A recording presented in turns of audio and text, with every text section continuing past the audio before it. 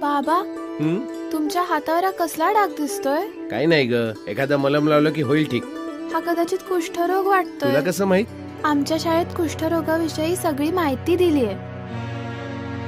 कुष्ठरोग मला कसं होईल?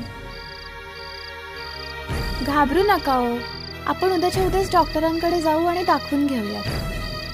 वय डोळे बंद करा. तुमची शंका खरी ठरली. यांना कुष्ठरोग आहे. MDT उपचारानं कुष्ठरोग पूर्णपणे बरा होतो.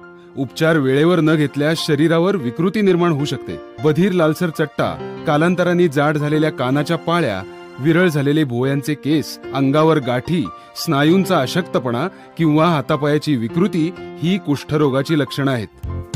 बाबा, कुष्ठरोग पूर्णपणे बरा होतो. MDT उपचारानं कुष्ठरोग पूर्णपणे बरा होतो.